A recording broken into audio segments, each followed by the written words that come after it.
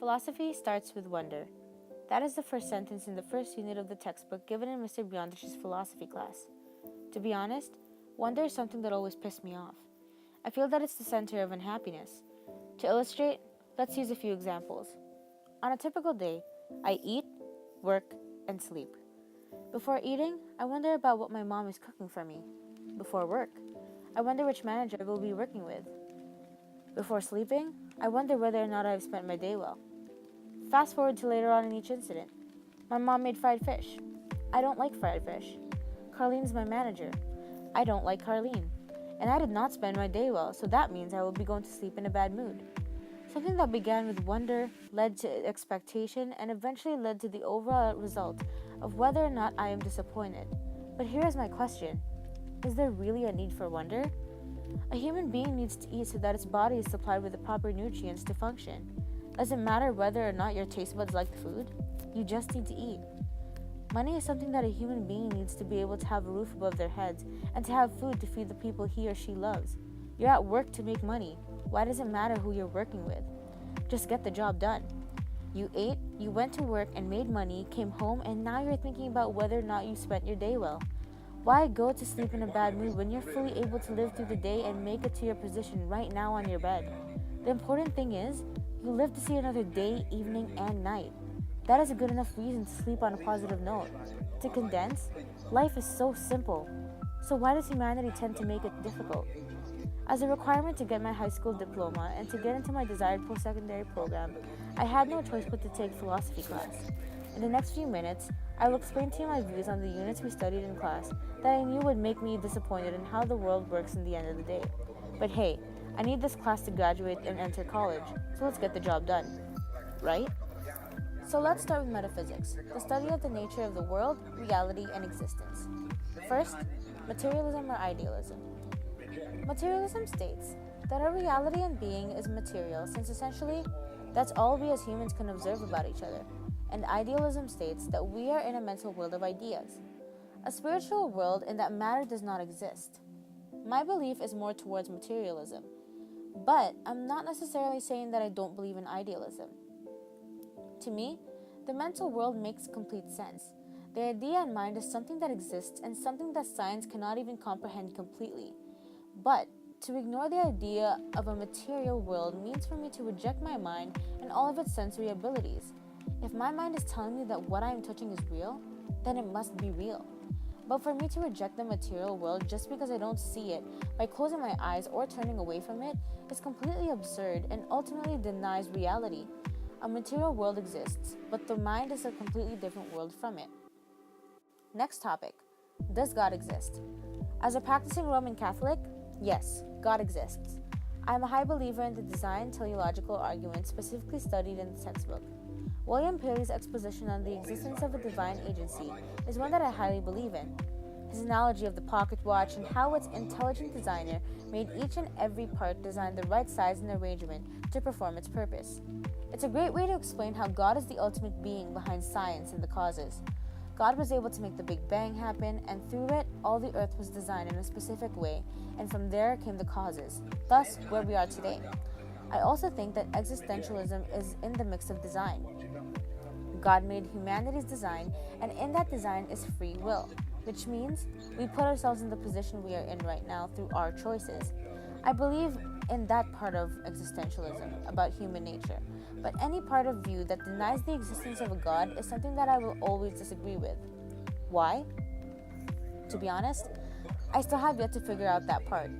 I have had many chances to deny the existence of a God, but for some odd reason, when I am at my most troubles or I need someone to talk to, I always find myself on my knees praying to Him. Evidently, things work out for me in the end of the day after prayer, and it's what puts my heart at ease. Out of all the units, ethics was most likely the most confusing one for me, just because I still have trouble finding the root of my values and morality, and whether or not they come from ethical relativism or just myself. Truthfully, I think a lot of my values and morality are founded upon the religion I was born in. For example, homosexuality is not good in Roman Catholicism, so I grew up thinking that gay people should not be accepted.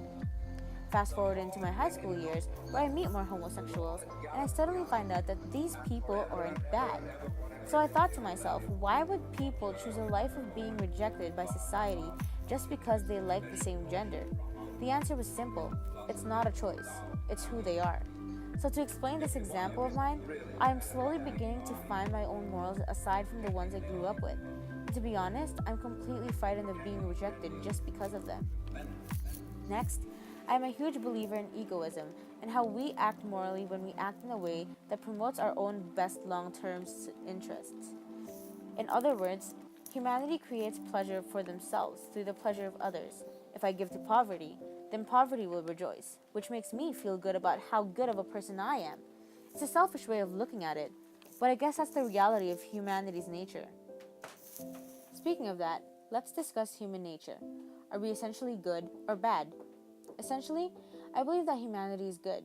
Being a Catholic, out of all the views that we studied, I think that the traditional Western religious view is the one that I can comprehend, believe, and understand the most.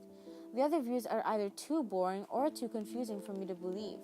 Specifically, I don't want to believe in materialist or no-self view. Firstly, I think that the materialist view is a very boring view of human nature and how we can know the truth about humanity through bodily actions. Disregarding the human mind is never a good idea to me. More so, only thinking that the world is made up of material and that there is no spiritual existence. That is putting limitations in the world, and it's a very closed-minded way of thinking. This is why I think materialists actually have the least knowledge about the world we live in.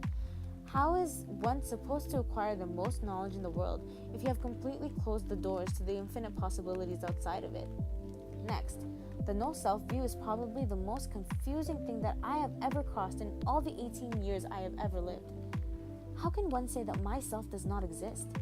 I understand that Buddha desired a constant state of happiness and that it wouldn't happen if one changes all the time like humanity does. So if one thinks that no self exists and that we would all find permanence through the mental and spiritual realm, what's our point in living right now on this earth? What are we all gracing this earth for? Don't we all essentially work towards a goal in our life? Is that not why we started this race? This life for?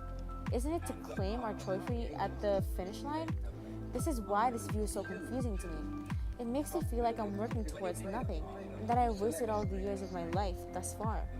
Therefore, traditional Western religious view makes the most sense because it acknowledges the existence of a material and immaterial world, and believes in a self that works towards our ultimate goal in life, which is entering heaven. God made us in the image and likeness of Him, so we should inherently be good. But why do we do bad things? St. Augustine states that evil is an option to choose between the good, only because free will exists. Evil is a result of misguidance. It exists because of temptation. But if you think about it, no matter what we do, we don't necessarily do it out of ill intentions. If I stole from the bank, everybody would think that I'm a bad person. But what if I stole to feed my family? People do bad things to make their situations in life better. When put that way, it sounds like a very selfish way to live, but at the same time, it's a way to distribute love in the earth. And that is our purpose in life, to love and serve the Lord. This is why I love the traditional Western religious view, because I grace the material world and act upon it to eventually enter the heaven. So, after explaining all of my opinions on the units I studied in philosophy class, I think it's fair to say that wondering about the world and the societies we live in makes us more confused about the life we choose to lead. Heck, I'm not going to lie. This class made me really confused about who I am. With that being said, I still stand by my opinion that life is simple, and we are the ones that complicate it through wonder. But being in philosophy class made me realize a flaw in my ultimate philosophy about life. Where's the thrill in living life if we don't question and wonder the way things work? How are we ultimately supposed to experience what the world can offer to us as humans if all we do is eat, work, and sleep just to get the job done?